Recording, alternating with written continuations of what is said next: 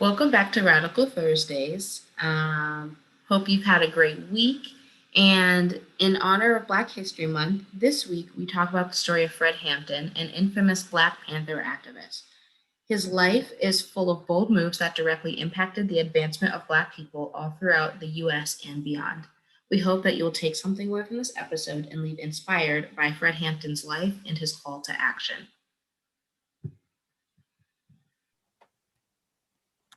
Today, we're going to talk about Fred Hampton, who was a prominent activist in Chicago primarily, but had his reach across pretty much the states in the 60s mostly.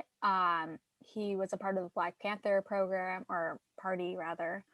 And the reason why we'll be talking about him today is because, if you didn't know already, it is, in fact, Black History Month, and he, as an individual, created a lot of change, positive change at that, in combating food injustice in Chicago and in the suburbs. And if you didn't know, a lot of lower income and minorities at that happen to live in like West Chicago and stuff like that, which, are food deserts, and it's of itself just really run down locations, especially at this point in time.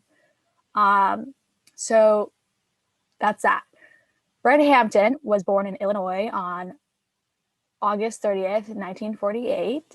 He died at the hands of the FBI from an assassination while he was sleeping and apparently drugged, as Kenny told me earlier, on December 4th, 1969, at the age of 21. So he was really young, but as I'm about to get into, he got a lot done, like a lot, and which is why everything is so impressive about him. So he was born in the Chicago suburbs, as I kind of touched upon earlier. And once he's graduated high school, he enrolled in a pre-law program in a college called Trenton Junior College. After college and kind of while during college, he joined the NAACP, which is the National Association for the Advancement of Colored People at the time. They do a lot more work now, now that we've kind of not moved past that point in history, but, well, a lot of it's still prevalent. Anyway, so he became a leader, a pretty prominent leader at that, within that organization, and eventually became the youth council president for his chapter. With that, he was able to do a lot of education reform, and you were able to see kind of a lot of what he wanted to do pretty early on. And so what he did with education reform, probably the biggest thing that stood out, was he mobilized 500 people of all different races to lobby, and successfully at that, city officials for better academic and recreational services for African-American children. So let's take a step back from that, because that's a lot. First of all, there's a lot of planning that goes into mobilization and lobbying. A lot of times people that end up lobbying, you hear a lot more of big corporations doing that with all their fancy big time lawyers, and the lawyers handle it. And they usually lobby, but for the opposite reason of, getting tax breaks and stuff like that, and making Americans' lives more difficult so that they can maintain power. But that's another story. That goes on to my rant about insurance companies. I'm not going to go there today. But it's a lot to mobilize from kind of a grassroots standpoint to begin with. And 500 people of all races at a time that, there's a lot of tension in the air, especially in cities like Chicago. Also, So the fact that he incredible. did it back in like the early 60s is incredible, Yeah. because like everything that we do now, like everything that we know happens through social media. So I can't even imagine like Mobilizing 500 people. Right, with just like word of mouth and just posters. Like that's crazy. And outside of his neighborhood too, because his neighborhood was primarily African Americans. Like, you're talking mass word of mouth and mobilization, essentially. It's incredible. And at a young age, too, because remember, he passed away at 21. So this was before, a couple of years prior to that. So incredible. A little after that time, and he's got his foot running in the social justice aspect, he joined the Chicago chapter of the Black Panther Party in November 1968.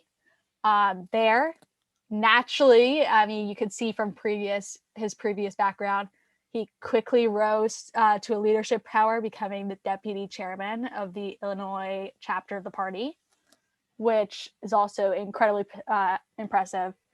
And, you know, eventually he became so successful and so diverse in his tactics to, you know, strengthen his community, that's what eventually was one of the contributing reasons to him eventually being killed, because he was getting too powerful and changing too many people's minds and giving too much power to the people. The irony of that, since we live in the land of free. Anyway, aside from his work with the Black Panther Party and the NAACP, he accomplished a lot, like a lot. He organized a lot of rallies and mobilizations of communities. He established, count him, 5 different breakfast programs on the West Side. And let's take a step back from that for a moment. 5 different ones. I don't know if you guys realize how difficult it is to get a breakfast program, and a free one at that, in schools. We live in an affluent community, right? We have the funds. And, you know, our neighboring community is Still could not get affluent food compared to other communities. They semi had the funds. And it was a struggle. I'm just going to say how it is. It was, I think we only got to a point where we were able to get the neighboring community lunch, not free lunch, not breakfast, just lunch this year, I believe, which it took about this is 4 something years that's, from the yeah, very beginning 4 years. we actively started trying to get this lunch program. And before that, other people in our group had been actively trying to. So just to put it in perspective, 5 different free breakfast programs is incredible. We were barely even able to get to a point where we were able to get a lunch program in one of the schools for minimum of 4 years. And in an also, affluent community. We're talking a community that at the time, or presently still, really didn't have the funds to fund this breakfast program or what have you. Like, just the context is crazy. And these breakfast programs also expanded. So he had 5 different ones, but he ended up expanding them to 36 different states nationwide by 1971. So right, and that was just a few years. That was through his work with the Black Panther Party, just to put things in more perspective. So he was really the starter, I guess, for that program that the Black Panther Party is pretty much, or not known for. But if you know about the Black Panther Party and a little more about them than the surface level of what you've been blatantly taught, which is, you know, kind of misinformation, not gonna lie, you would know about these breakfast programs. So like Kenya mentioned, yeah, he really kickstarted that whole impact on these communities, which when we talk about food justice is incredible. He also negotiated a peace pact amongst rival gangs in his community, which is also, I would imagine, a different kind of stressful and hard to do than the breakfast programs, but a lot more tense, I would imagine, and difficult in finding common ground. So that's pretty incredible to make the community safer. He also founded the Rainbow Coalition, which was I don't know if it's still in existence today, to be honest, but um, it was an alliance uniting poor Black, Latino, and white people and communities together. In addition to that, see, this list keeps going on. He created a free medical center where he was also able to make a door-to-door program of health services, which offered testing for sickle cell anemia.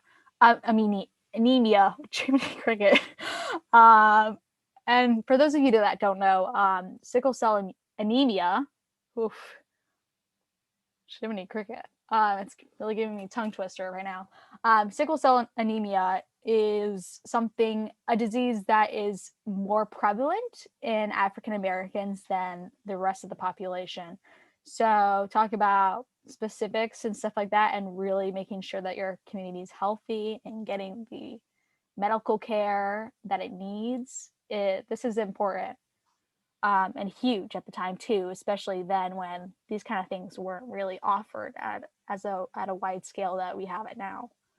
Um, he also organized blood drives for the Cook County Hospital, which equally as important. And taking a step back from kind of his accomplishments and everything that he was able to do for others, let's look at him and his life. In his personal life, he was expecting his first child with his partner, who was in her last trimester when he was unfortunately killed. So he was killed on the 6th of December, and his son was born on the 29th of December, just 23 days apart. His son is like 51 now, still alive today. His name is Fred Hampton Jr., I believe. Um, and then to put this even more into context, timeline wise, Fred Hampton would have been 73 today, or not today, but well, actually, yeah, this year if he was still alive. So that's about the age most people's grandparents are. So just to add more to that, uh, Every his life time was cut really short, and if he was able to be alive to be our grandparents' age right now, imagine the change and the power and the health and everything that would have come with him to all these communities that he could have really just changed the world. Yeah, every time I like look up one of these people, like in the civil rights era, and I see either that they're still alive today or how old they are, or how old they would have been, I always find myself like they're still alive because I always just Yeah, assume that it was like so long ago. Yet it happened. Like these people because are younger than my grandparents. we talk about it in history class, and this is one of the things that's kind of needs to be fixed within the education system. We talk about it in history class as if it was something so far removed from the present, when in reality, history is never past. Not even, what's the saying? History's not even past. Hold on. I saw it in an Okay. article. Mr. Scudder always quoted it. Shout out to you, Mr. Scudder, but you're not Geography, listening. my history professor mentioned it in on the syllabus. Oh, he did. Yeah. Um, but yeah, history books, and when we and at this point, you barely even get to this part in history. You usually get to it in AP history, at least for us. I don't know about what did they offer that's in place of AP history for academic. American Oh, history? did they? I have no clue what they offered. Um, well, anyway, you like just barely get to that chapter within the book. And when you're talking about it, it is in a very far removed sense from reality. And so when you think about time wise in your mind and you're visualizing everything for the exam, whatever it may be, um, it does seem very far away. And you don't realize that person could be my grandparent or my aunt or uncle at that. Some people are that young or would have been that young, which is crazy. It puts all those years that have passed in perspective, I think. You want to The say the quote quote? was, um, the past is not dead, it's not even past. Which now that I like haven't thought about that quote in a hot minute, but it's honestly a really good quote. Like it's true. Because like you hear about how like history repeats itself, but if you think about it, is it really repeating itself or is it just kind of nothing has changed? Food for It's thought. repeating itself. Okay. Because if lessons Speaking, weren't learned, it repeats itself. If lessons were learned, it may still linger, but the likelihood of it repeating itself decreases exponentially. but I'm saying, is it repeating itself or is it just continuing? Because for it to be repeating itself means that we moved away from it and now we're going back.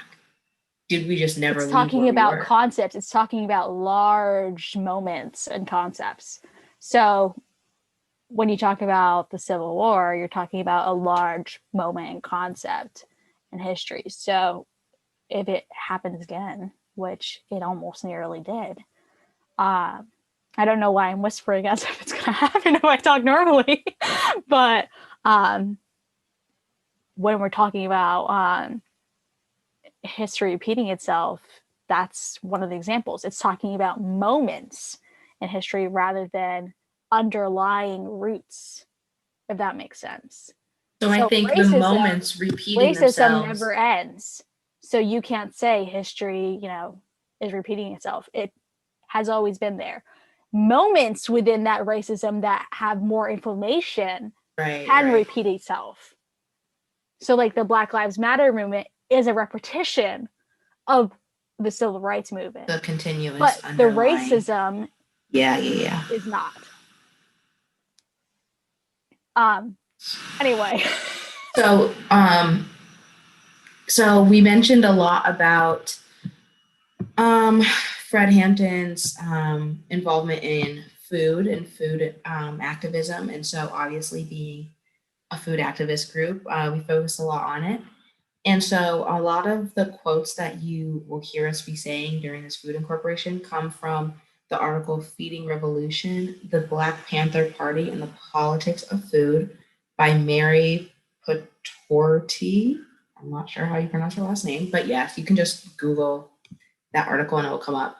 Um, but basically, it's centered around the fact that, and we've talked a lot about this in different from the ground up meetings, but basically just talked about the fact that people really can't focus on other areas of life or activism if they're hungry. And so, in order to kind of change anything, you have to start at the base of their needs.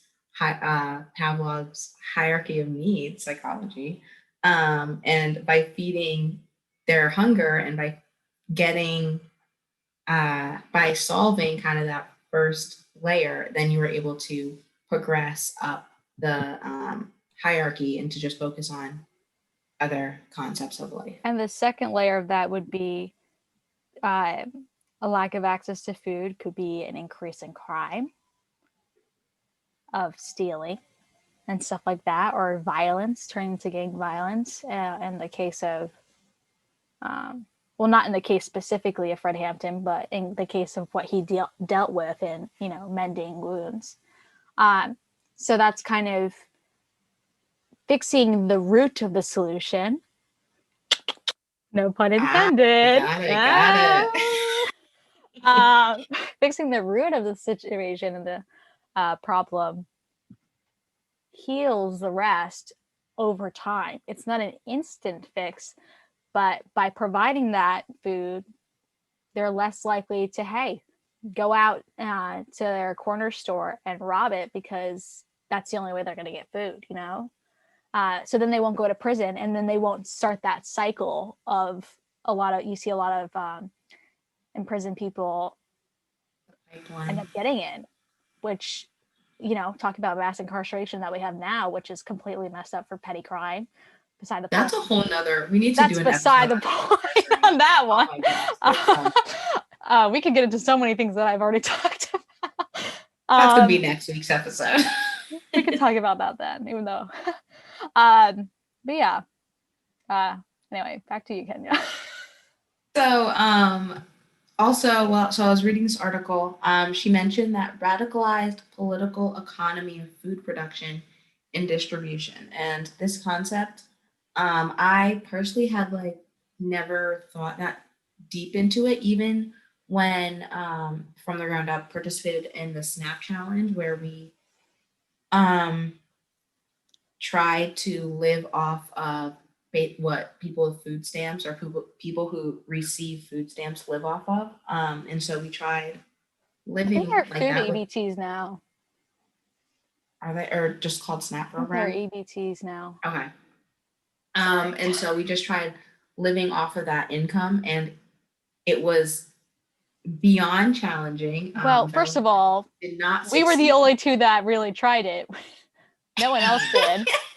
And just low key dig. Sorry, everybody, but we were the only two that like were willing to try it first. No one was raising their hand. And to make matters worse, we're both not. Our bodies aren't in a position where they're healthy and they're getting enough. So we struggled. Sorry, my body probably more so than you in terms of Right. nutrition. Right. I say this literally every podcast. I have nutritional deficiencies, and by the second day, I like really could not continue. I was getting like worse and worse, and like literally shutting down. He was really cranky. Yeah. um. uh, Kenny was. I think you tapped out a little bit before me, and then I was like, "You're right, I'm done." But you did it for something different. I think you might have done it. What was it for your migraines? Were they getting worse? I don't remember. I have no idea. It was like 2 years ago. I don't remember that far back. All I remember was the fact that we were the first ones to do it, and we were probably Right. the least not qualified, but you know, to do it. Physically apt. Okay, anyways. Anyway. So back to this. So even though we had done that and kind of focused on the economy surrounding food injustice, I still kind of, I think just because in my daily life I'm not faced with that, I'm blessed to not have to face that struggle. But it definitely opened my eyes that I need to pay attention to it more because a lot of people struggle with that. Another concept of the Black Panther kind of set of ideologies was the concept of revolutionary intercommunalism. And this concept stems just from the strategy of self determination and building community service programs that are meant to develop positive institutions within the community to help individuals meet their own needs. So Black Panthers created this system called survival programs that basically just provide people within their communities with the tools that they need to grow. And so they're not relying on the government because we know that is not the most trustworthy source to rely on. And Especially basically, then, when they got right, literally exactly, shit. exactly. I mean, don't And so just bleep kind of that building out. off those ideas. We talked about the food program earlier. And so the food program sector began as one breakfast program in Oakland and has now expanded to, well, after Fred's passing, it expanded over to 36 states nationwide in 1971. I'm sure it is so many more now. And even right after 1971, in spring of 1972, they started this concept called survival conferences.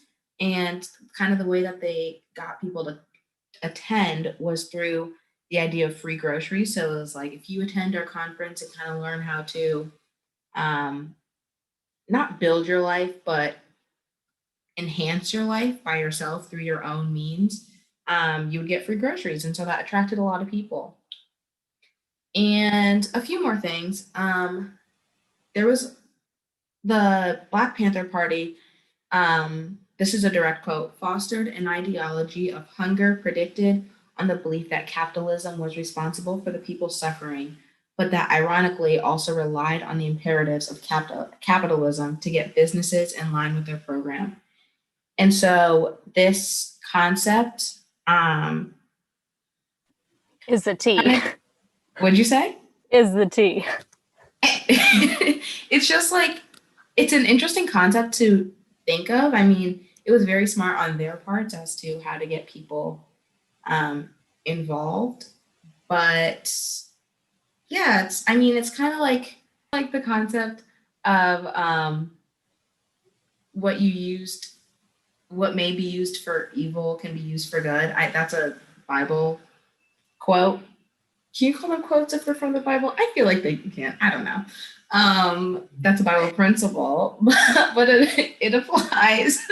Sorry, it applies to kind of everything, honestly.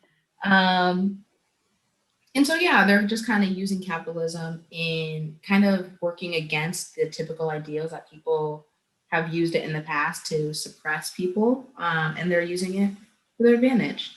That It's might be kind of interesting because I feel like kind of the principle and the idea that they had um, wasn't really talked about then. I'm hearing more, at least activists and activist communities, particularly, about that concept a little more now. I feel like, I don't know about you, but I've been hearing about it a little more of this idea that we all know that capitalism is kind of really oppressive, not gonna lie.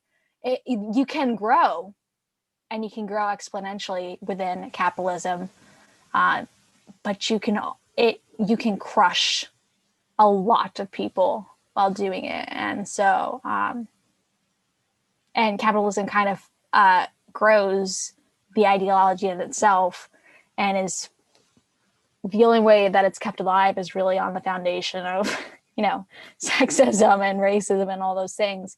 That's really the only way that's able to keep. It's one of the many snakes on its head, if we reference Medusa here right now. So it's interesting that they're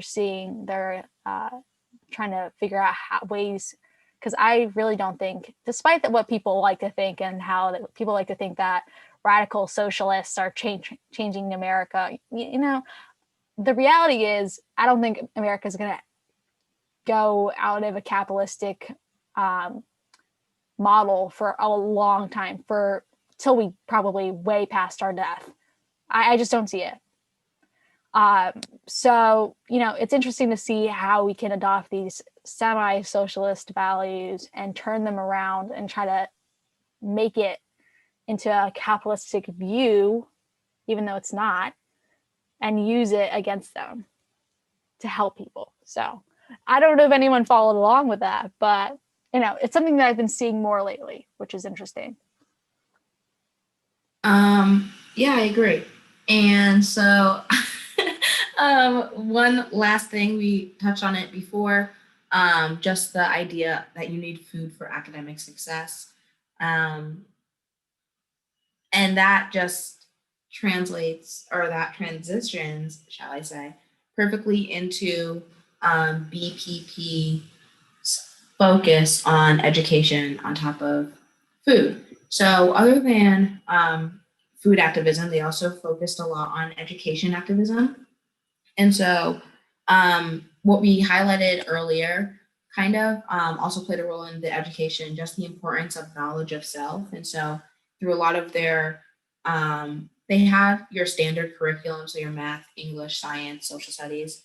But within those, they weaved in the idea of questioning and learning through experience. And so, just to really personalize the education that they're learning, which I think is incredible, especially because it shocks me today how our school system still can't manage to do that. I don't understand as to where we are in. They're the public school system, the private school kids, they've already bought their way. I don't want to say Right. they've already bought their way into college, but their curriculum is modeled after that kind of like idea that it's not, that they've kind of already have a way into college, because what their curriculum is centered around is how to stay rich and gain wealth and these more personal education rather than, global. The public and education. Yeah. and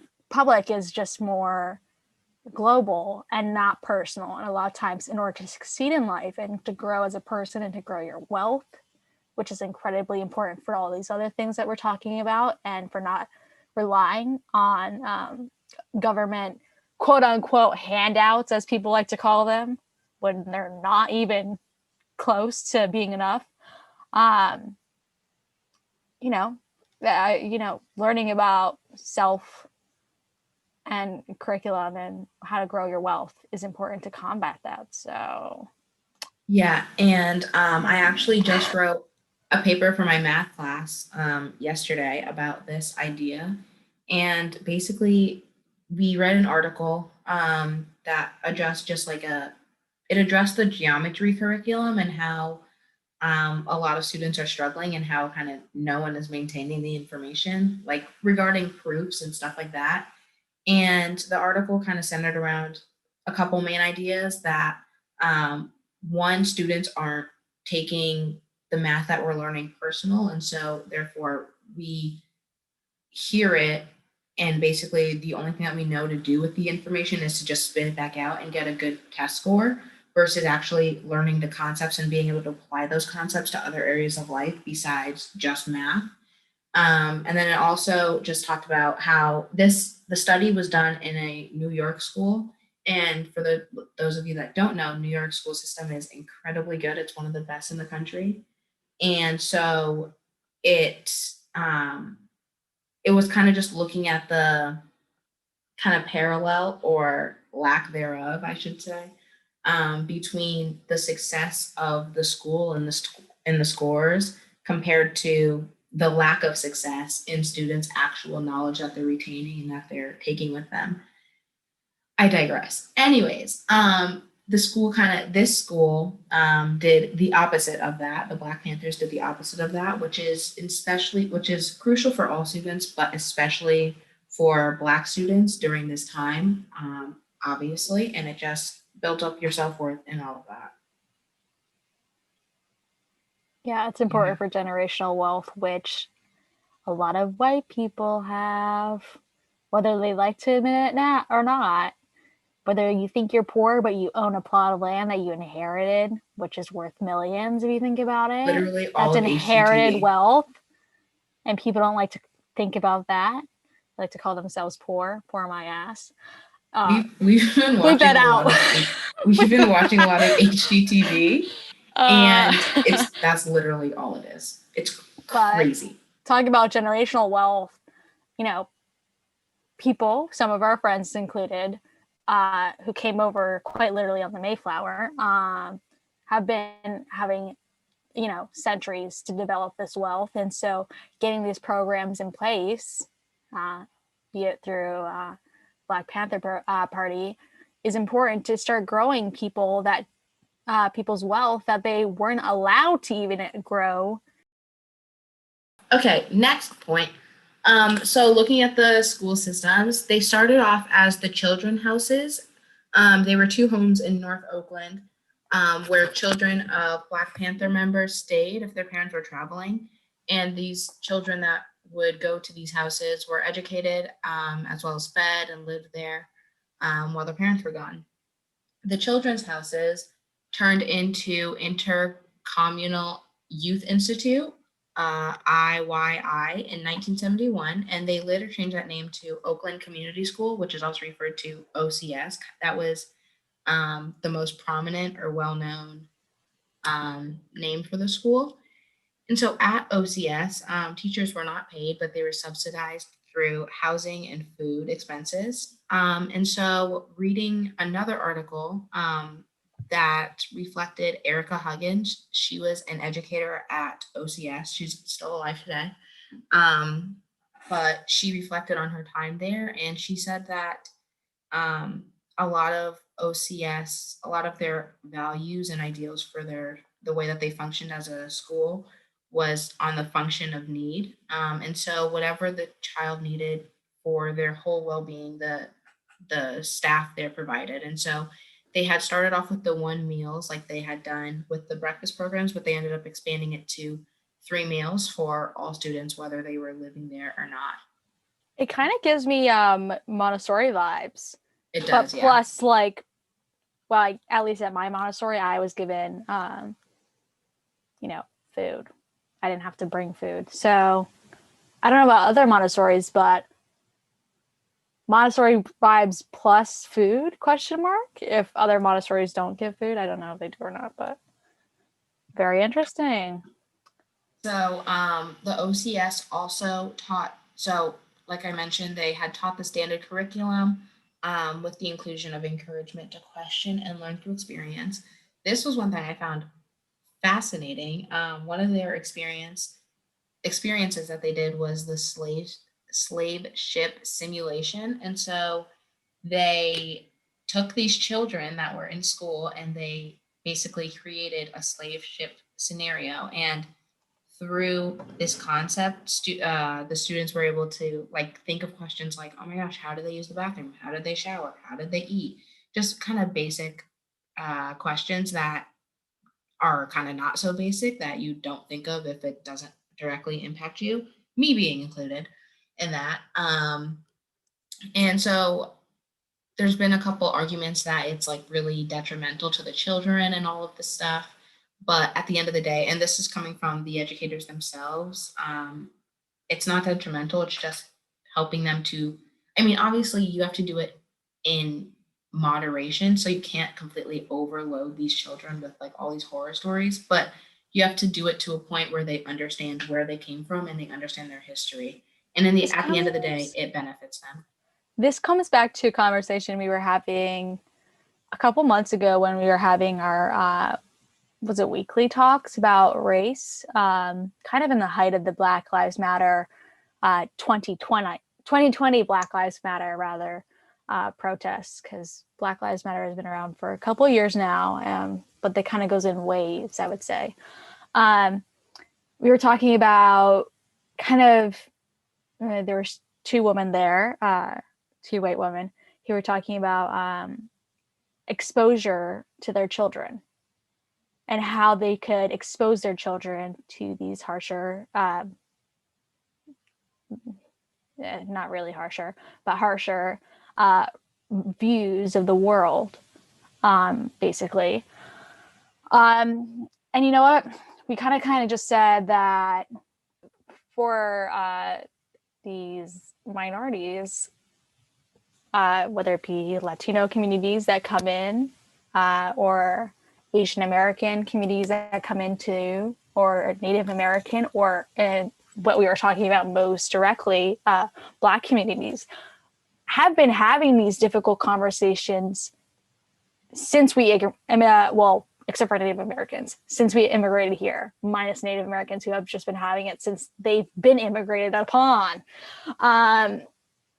We've been having these conversations because we're the ones that are getting harassed or lynched sometimes, and that goes across the board. Lynching wasn't exclusive to Black communities. It happened to Asian Americans, mostly pretty horrifically, and San Francisco was probably the biggest event, I think.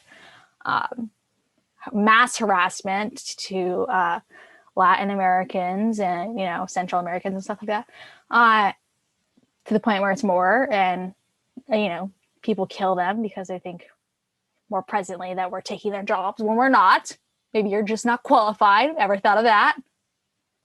Or maybe you ever thought that you're not. Anyway, I'm not going to go into that. Anyway, so we've been having these conversations for a while, is basically what I'm trying to say. These really harsh, tough conversations. And so people criticizing these teachers for bringing upon this simulation, saying that it's too harsh and too much too fast. Reality is, minority communities have been having these conversations at that young age for like centuries. So yes, it is a harsh conversation, but it's a harsh conversation that a lot of minorities need to have as a protection, as a blanket. Yeah. So that they can toughen up their skin, so they know what to expect and what reality is for them. Because unfortunately, you can't live in a delusional world. A lot of white communities do. but minority communities cannot. We can try to blend in or white ourselves up so it comes across like we're less harsh or strong, is a lot of the impression that a lot of people have, at least for Black communities. But, you know, it's conversations that have been had. So if it's taken into increments or not, it's not going to change. That's my 2 cents. It was good. Thank you. So beyond just the classroom, they also included meditation, dance, song, and poetry writing, which again should be happening in our public school system today, but unfortunately doesn't happen. It's happening in Suffield. It doesn't happen to the length that it should. I mean, okay, also poetry writing. Sure, you can say that our school did that, but it's just poetry writing though, it's like, do you want everyone to do that? It's different. Poetry is one of those things like teach the basic. If people want to go beyond that, let them go beyond that. But I, for one, do not want to go beyond that. That was miserable. You got to get all up in your feels for that and get adjectives going, and I just can't do that. I think the way that they did it, I mean, also I wasn't there, obviously. It was like slam poetry type things where it was like... No, I feel like they did it that in a way that wasn't focused on achievement. Like, I feel like the way that our school does it and just schools in general do it for like kind of another accolade that, oh, we do poetry out loud versus like using poetry as a means to like kind of express yourself in a slam poetry type style. Right. So that's incredible that they did that. And one last thing, or no, 2 more things. Erica Huggins also said that instead of the quote unquote get their education and get out mentality, the community was affirmed by the school with students living out their dreams and giving back to their own community. So instead of the like, I want to be better than this community, which is true and should always be there, instead of kind of taking what you learn from your community and running with it and spreading it to another area, they really stressed giving back into the community that kind of built you up, which I think is incredible. Not for everyone, but definitely necessary, especially in the time era that they were living in. I say era as if it was like 100 years ago. It was literally 50 years ago. That's crazy. Sorry, that was 50 years ago. It's literally insane. So one last thing, I had mentioned it before, but just a lot of the teachers, or most of the teachers that taught there were people of color. And so these teachers came from the same perspective and were able to teach through personal experience, and it just connected with the students another way. And that's a concept known as that relationship learning. Yeah. Right. And so they have a deeper relationship.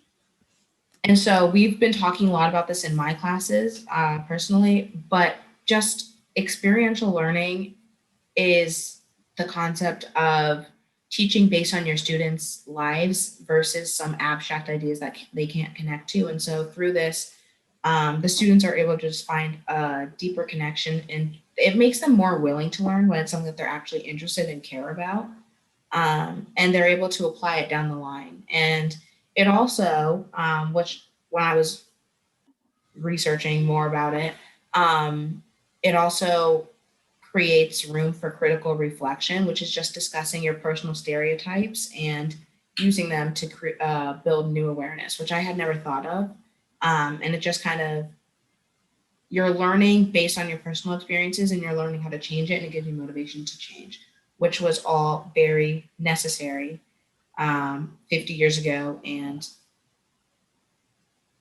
today. I was going to say more than ever today, but I mean, in some aspects, more than ever today. In some aspects, we're a lot better today, but in other aspects, it's like, it goes back to like what we were talking about earlier.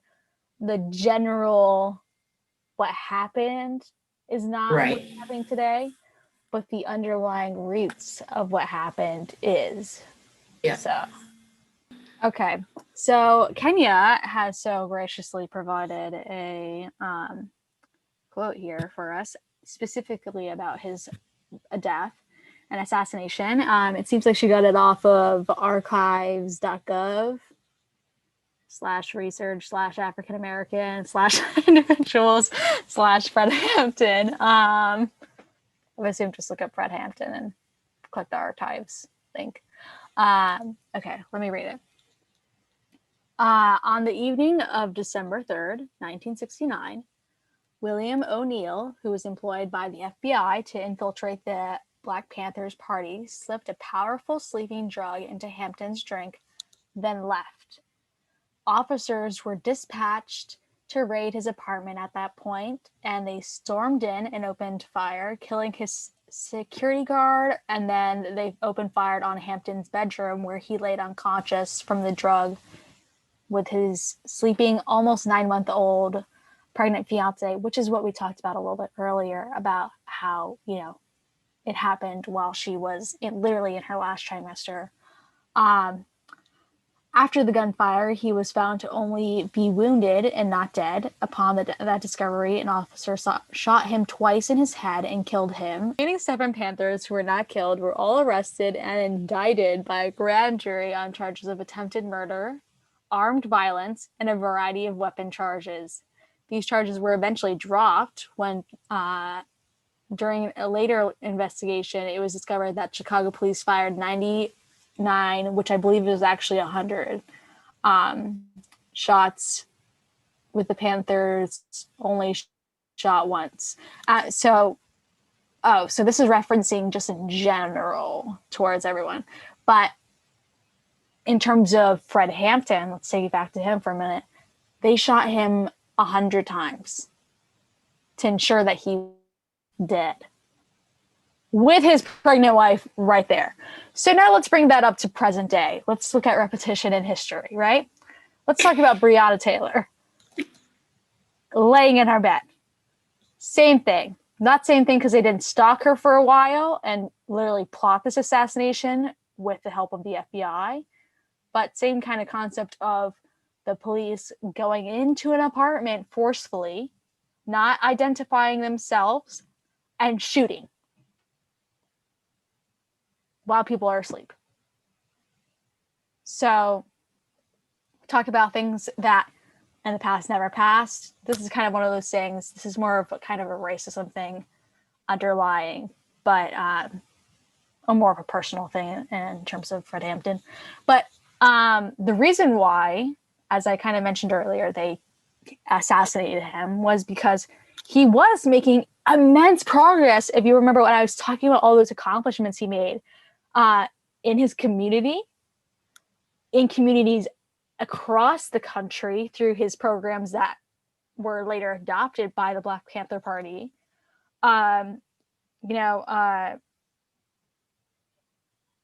It seems like in 1969 alone, several Black Panther Party members were either injured or killed, like we mentioned, and over 100 local members of the party were arrested.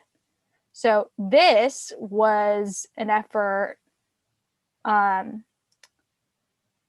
where they conducted heavy surveillance, conducted several harassment campaigns. So it was intense. A lot of times when we look back in history at the Black Panther Party, when you do reach it in your history books, they highlight a lot of negative things and as if these people were incredibly violent. Just imagine that and the perspective that people have been and the portraying and pushing the government, rather, because the government's the ones that controls the education that the public receives, have been pushing about them because the tensions between them and this party were high. They were harassing them. They were, conducting incredible amounts of surveillance on them because they recognized that the people were gaining power during a time that segregation was, still in existence, kind of dying down a little bit at this point, but, still there. Right. So there was a specific name. Let's see. Hampton's assassination was a part of the FBI's secret COINTELPRO program. You spell it COINTLPRO program. So if you want to look more into that, you can. It talks a little bit more, I would assume, more widespread as to what they did against the party, and can kind of explain why. Well, I guess technically propaganda has been spread about the Black Panther Party and by the American government. So yeah, it was a long time kind of coming, kind of like other assassinations, aka MLK, but another way to try to silence minorities, try It's to also make ridiculous to power. me the fact that they felt the need to kill him in his sleep. Like, I know for After us, drugging him, like what was he after gonna drugging him. do when you Right, shot him multiple times while he was sleeping? He was gonna get right. up? Like, what was the purpose of that? But like we're always taught, I mean, okay, I wouldn't say mm, I like you just kind of know like things to do and things not to do to not have a conflict with law enforcement as a black person.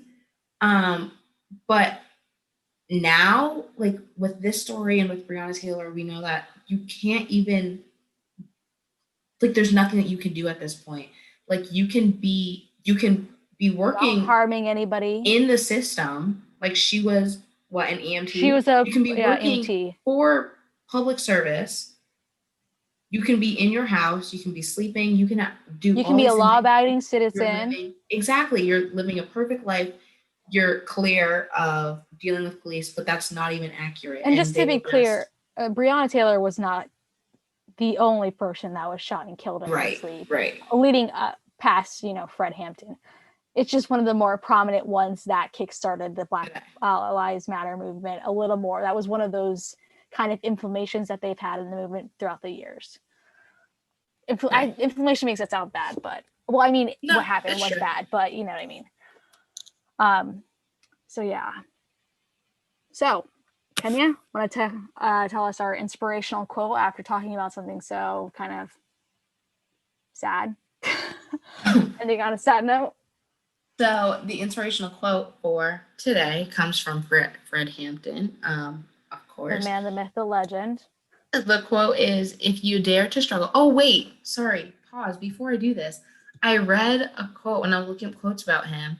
He also said, "I think I'm gonna die, like fighting for my people," which is just foreshadowing. That's crazy. Anyways, Talk the about quote, literary elements. literary merit. Question um, mark, Linda? so the quote today is Hello? the quote is, "If you dare to struggle, you dare to win. If you dare not struggle, then you don't deserve to win." This quote is very out there, very bold statement, I would say. I would say But that. it's very true. It's very motivational. It kind of, to me, kind of sums up his personality of kind of lighting the fuel under people. But it's true. I mean, if you're not going to work for it, then why should you be able Yeah. to achieve that success? Why, yeah. This goes to, this is a broad quote. It's a bold one because it doesn't apply to a specific population a lot of the times, Right. but it's broad in that you can use this in a lot of different contexts. If you didn't know who Fred Hampton was, this could be a great sports quote, you know? It True. could be, that was really the Great only, entrepreneurial yeah, quote. entrepreneurial. This can translate to a lot of different realms within your life. So look at yourself. Look at, what you're doing sports wise, what you're doing economics Business. wise or personal wealth wise, and ask yourself, are you putting in the work and are you struggling? But if you're struggling, it makes it all worthwhile by the end when you win. And also, this quote, I mean, Ding. even though he did end up passing away, if he were to be, so some people might say he didn't win in some regards, But at the same time, I think if you were to be alive today and just kind of see, while we living in today might not see it as much progression, it's incredible progression, especially for how recent the civil rights movement was. Um, so, at the end of the day, he did win, and he won. This is going to sound cheesy, but sure. He won kind of for his people instead of just his personal gain. So it I think surpassed he would just have him. said he won. Yeah. And this goes back to, I feel like a lot of activists uh, in these more kind of tense moments or tense points in time will say that, or just in general, if I pass while doing something to help progress society or whatever cause it may be, then I will pass away successful, because that is what I intended and I set forth to do. And even if it was only a little and it wasn't everything I wanted to do, this is actually exactly what kind of AOC said in her live stream about the Capitol. And in that moment, she thought she was going to die when they stormed her, uh, you know, which was the Capitol Police, which was not identified. Anyway, that was her thought process. I came here to do my job, and my job was to, resources that my district desperately needs and other districts desperately need. I feel like I've, helped progress in grassroots campaigns for everyone else and get people into office that, will help the people. I've helped my own community. At the very least, I've done that. I would like to do more, but I've come and I've accomplished what I set forth to do. And therefore, if I die and I pass, I've died successfully. Not successfully in that sense, but you know what I mean. So, it's a good kind of, not motto to adapt, but to think about. If you're going to pass away tomorrow, will A you good have mindset. died and felt accomplished in life and content? So, first off, let's leave you with a resource. Kenny has been so kind as to find these books for you if you care to learn more. The first one is Racial Indigestion by Kayla Wazana, spelled Wazana. Wazana? Tompkins. Jiminy Cricket. Wazana. I'm so bad at Kayla names. Wazana Tompkins. Okay, like what Kenya said. And it seems like she's been so nice to provide a little excerpt from Amazon. It says racial indigestion explores the links between food, visual, and literary culture in the 19th century United States to reveal how eating produces political subjects by justifying the social discourses that create bodily meaning. So that kind of touches upon kind of the food side of what we were talking about throughout this podcast. So if you care to learn more about that, because it's kind of a specific topic, for sure check that out. If you want to check us out, you can look us up on our website, which is www.nourishmysoul.org. You can find Alicia's email on there, which is alicia@nourishmysoul.org. So Alicia is spelled ALICIA. If you'd like to follow us on social media, you can look us up on Facebook. Just search up Nourish My Soul. If you would like to follow us on Instagram, you can search up nourish.my.soul. Or if you'd like to follow our teen group of Nourish My Soul from the ground up, you can follow us at From, without the O, Ground Up. If you would like to listen to our podcast on YouTube, that's what you prefer, search up Nourish My Soul on YouTube. We have a couple podcasts that Alicia is running, like, what is it, Motivational Monday, amongst other things, alongside our podcast that you can access via that YouTube page. Or if you would prefer to listen to it on your normal streaming podcast platform, you can listen to us on Spotify, Google Podcasts, Anchor, Breaker, Pocket Cast, Radio Public, etc. Just search up Radical Thursdays. Peace out, Girl Scouts, Boy Scouts, and non-binary Scouts. I hope you explore some more prominent Black icons that have changed not only the United States history, but the world's history in during this month.